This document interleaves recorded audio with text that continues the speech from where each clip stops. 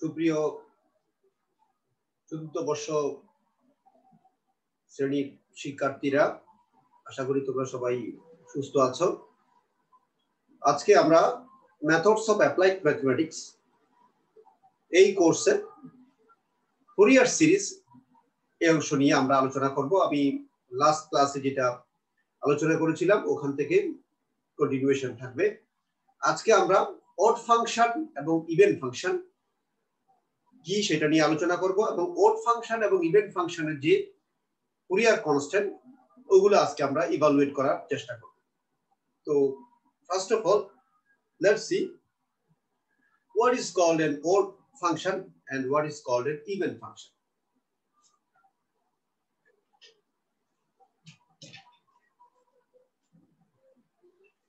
Even function, প্রথমে even function আলোচনা করি। Even function হচ্ছে কি, if f minus x is equal to fx, then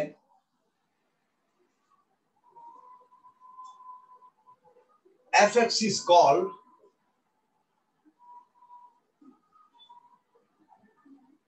an even function. সেটা তোমরা জানো, আগেও পড়েছো।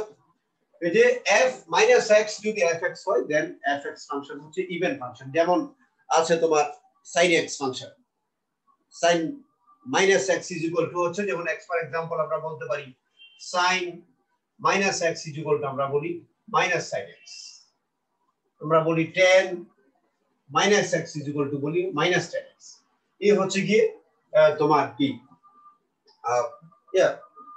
সরি, এটা হচ্ছে তোমার, আমি অড ফাংশন লিখেছি এখানে। ইভেন ফাংশন হচ্ছে cos minus x হচ্ছে cos x। এটা হচ্ছে তোমার আমার কি একটা ইভেন ফাংশন। সিমিলারলি আমি sec ও নিতে পারি, sec minus x is equal to sec x। এই ফাংশনগুলো হচ্ছে ইভেন ফাংশন। শর্ত হচ্ছে f minus x is equal to fx যদি হয়, তখন fx ফাংশনকে আমি ইভেন ফাংশন বলবো। অড ফাংশন হচ্ছে কি, if f minus x is equal to minus fx হয়, then fx function or fx is called an odd function। এগুলো জানো তোমরা, একটু আলোচনা করার প্রয়োজন আছে। ফাংশন দ্যাট মিন্স আমি एग्जांपल হিসেবে দিতে পারি sin minus x is equal to minus sin x, tan minus x is equal to minus tan x। এই দুটো হচ্ছে আমার কি, তাহলে এই ধরনের ফাংশন, এই শর্তে এই ধরনের ফাংশনকে আমি এখানে odd function বলবো। So these are all about the even function and odd function. এখন আমরা odd function এবং even function-এর এই ডেফিনিশনকে ইউজ করে অ্যাজ এ ক্লু আমরা ফুরিয়ার কনস্ট্যান্ট যে আমরা আগের দিন আলোচনা করেছিলাম a0, an, bn, এগুলার আমরা ইন্টিগ্রালের যে ইভালুয়েশন সেগুলোর আমরা কয়েকটা বের করার চেষ্টা করব। ফার্স্ট অফ অল দেখো, আমরা যেটা আলোচনা করি যে Fourier coefficients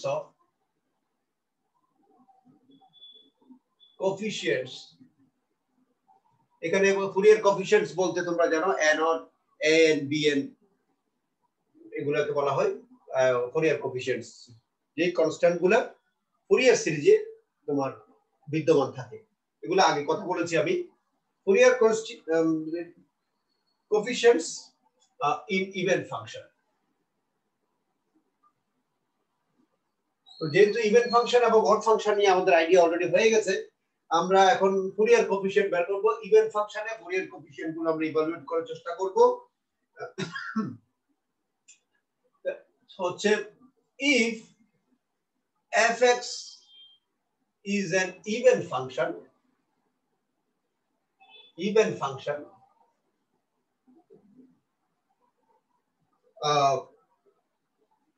then show that number 1 বলছে a naught is equal to 2 by pi integral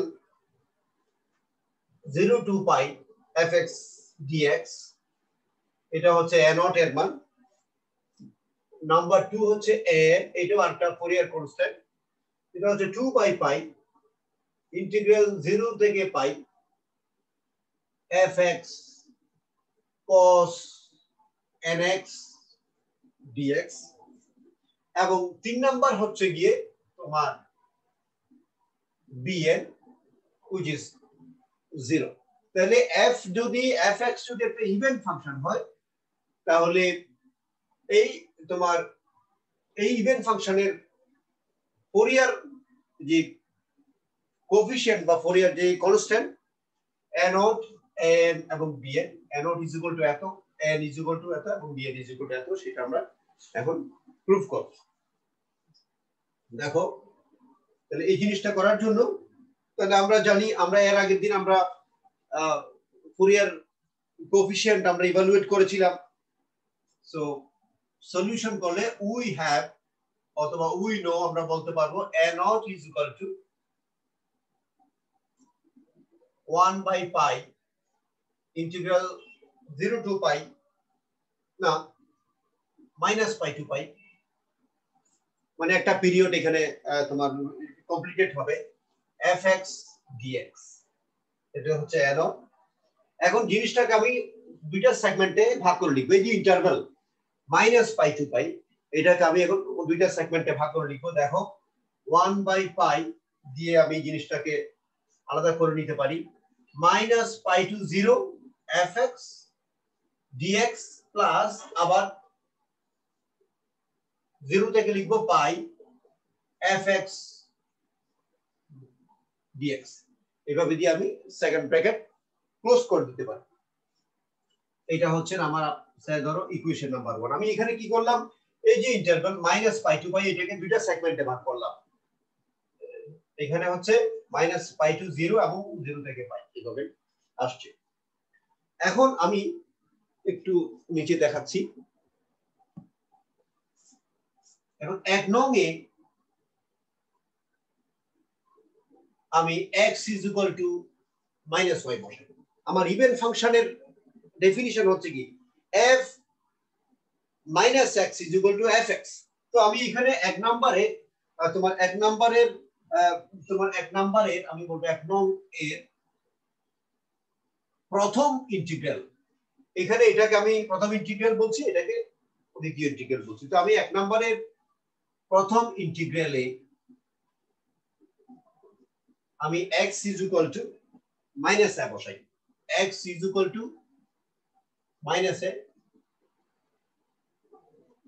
বসালে এই যদি প্রথম ইন্টিগ্রালে যদি x is equal to minus y বসাই তাহলে সেটাকে অ্যাকর্ডিংলি আমি যদি ডিফারেনশিয়েট করি এখান থেকে dx is equal to হবে minus dy দ্যাট মিন্স আমাকে এখানে dx এর জায়গাতে minus dy বসাতে হবে এবং x এর জায়গাতে minus y বসাবো ওকে তাহলে অ্যাকর্ডিংলি আমাদের লিমিট কি হয়ে যাবে পরিবর্তিত হয়ে যাবে since this is a definite integral তাহলে সেটার জন্য আমাদেরকে লিমিট পরিবর্তন করে নিতে হবে সেটা হচ্ছে তোমার x এবং y তাহলে x এর মান যখন 0 তখন y এর মান কত এবং তোমার x এর মান যখন মাইনাস পাই তখন y এর মান কত তাহলে x এর মান যখন মাইনাস y তাহলে x এর মান 0 জন্য 0 সেটার কোনো পরিবর্তন নাই মাইনাস পাই যখন হবে তখন y এর মান হবে পাই সেটা খুব স্বাভাবিকভাবে এখান থেকে আমরা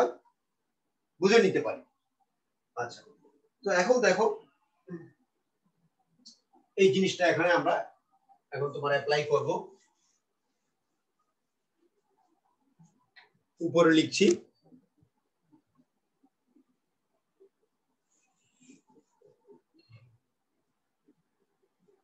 therefore a0 is equal to 1 by pi আমি ফার্স্ট ইন্টিগ্রালটাকে আমি ইভালুয়েট করছি by using method of substitution এখানে আমার এখানে ইন্টিগ্রেশন তাহলে মাইনাস পাইটা এখানে পাই দিয়ে রিপ্লেসড হয়ে যাবে এবং 0 0 এটা ঠিক আছে। fx এর জায়গাতে আমি বসাবো f মাইনাস y বসাবো, dx এর জায়গায় বসাবো কত, অফ কোর্স মাইনাস dy। এই যে এই মাইনাসটা আমি আগে লিখে দিলাম dy দিয়ে। আচ্ছা, আমি শুধু ফার্স্ট ইন্টিগ্রাল নিয়ে কাজ করছি এখানে, সেকেন্ড ইন্টিগ্রালটা আমার এখানে এটা আনটাস্ট আছে, সেটাতে আমি কোনো কাজ করছি না, আমি শুধু এটা নিয়ে কাজ করছি। ওকে, আচ্ছা তাহলে তো আমার এটার এখন এই জিনিসটা এখন কি এখানে লেখার দরকার নেই, সেটা যখন আমি এট এ টাইম লিখবো তখন আমি লিখবো। তাহলে শুধু আমি এই ইন্টিগ্রালটা নিয়ে এখানে কাজ করছি, সেটা আমি তোমার এরপর এটার মান বের করে এখানে আমি সাবস্টিটিউট করবো জিনিসটা। এর আগে একটা মাইনাস আসবে, এই মাইনাসটা যদি আমি ভিতরে ওয়েট করি তাহলে কি দাঁড়াবে জিনিসটা, তোমার এটার লিমিটটা রিশাফেলড হয়ে যাবে, ইন্টারচেঞ্জ হয়ে যাবে, 0 to pi f minus y dy এরকম হবে। তাহলে জিনিসটাকে এখন আমরা লিখতে পারবো। এবার খেয়াল করো,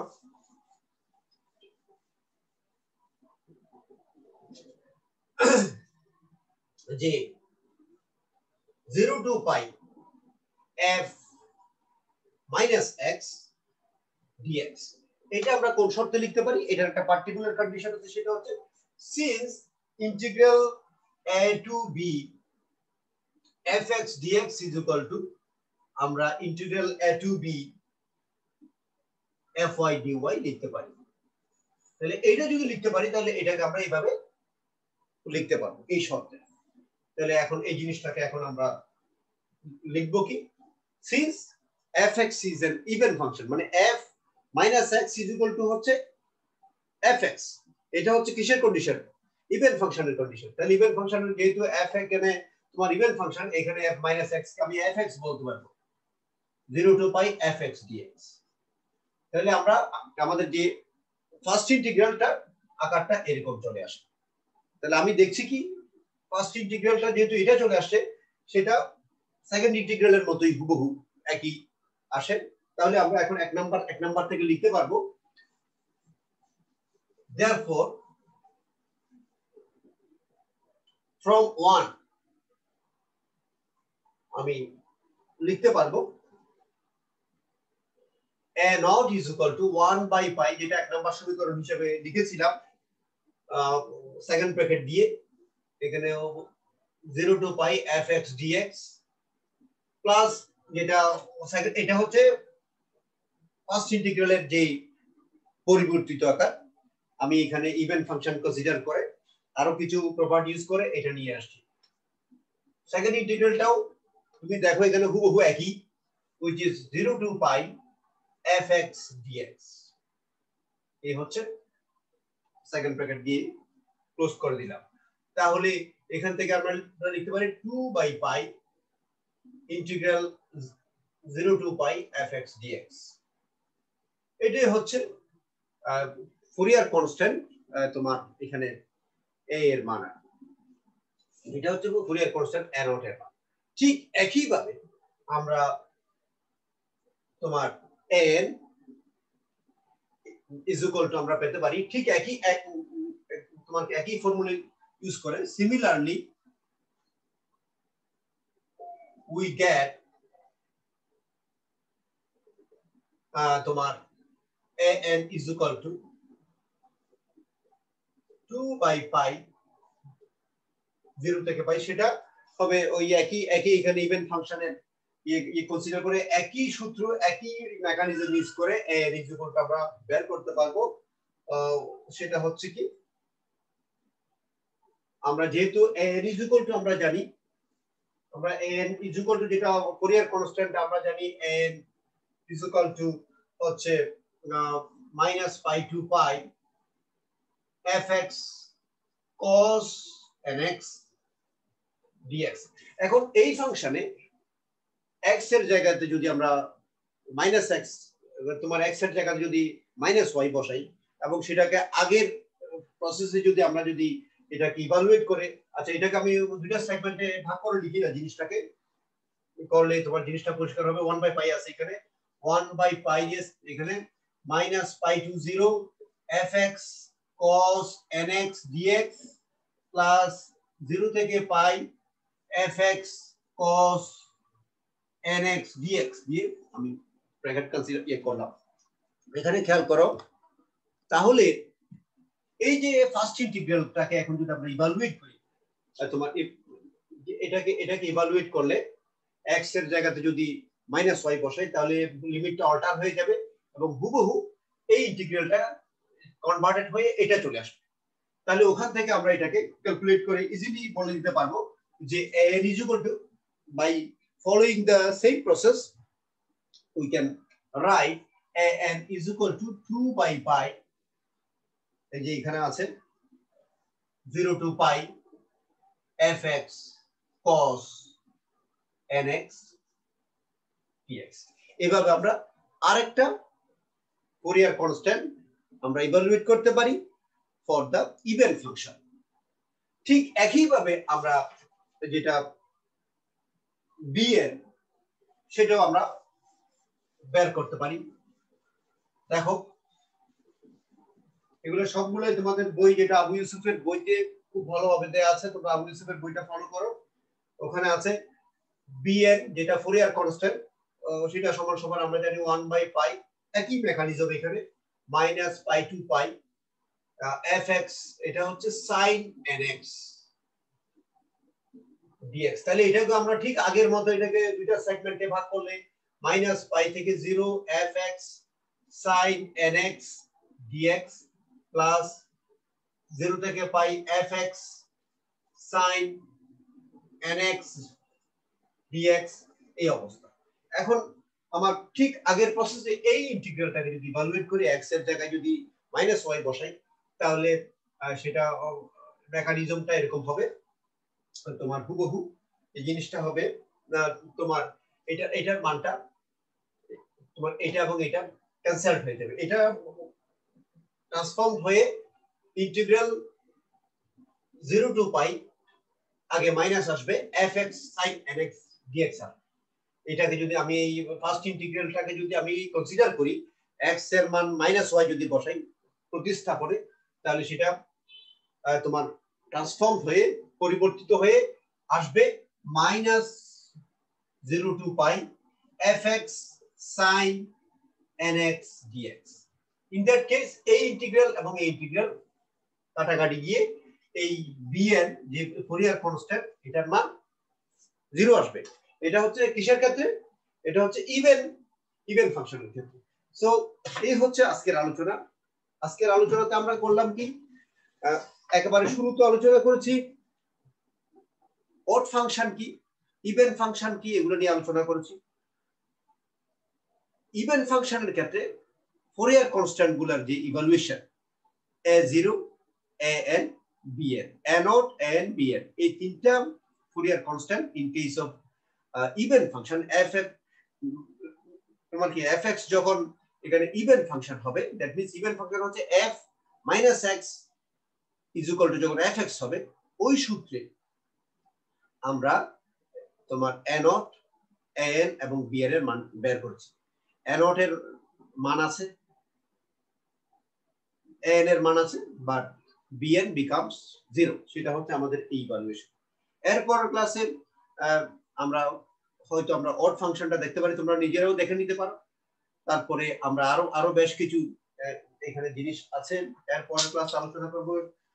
সেটা হতে পারে এখানে তোমার আছে complex representation of Fourier series. এটা ভেরি ইম্পর্টেন্ট যে একটা ফুরিয়ার সিরিজকে কিভাবে আমরা একটা কমপ্লেক্স ফাংশনের in terms of complex function আমরা এক্সপ্রেস করতে পারি সেটা দেখব।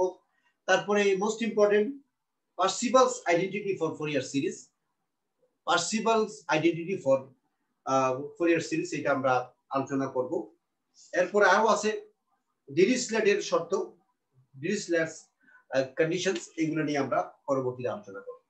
সো এই পর্যন্ত আজকে আলোচনা শেষ করে দিচ্ছি। সবাই ভালো থাকো, সুস্থ থাকো, তোমরা পড়াশোনা চালিয়ে যাও। যা যদি পার্সোনাল কোনো সমস্যা থাকে এই সংক্রান্ত আমার সাথে যোগাযোগ করতে পারো। সেই পর্যন্ত সবাই সুস্থ থাকো। Thank you.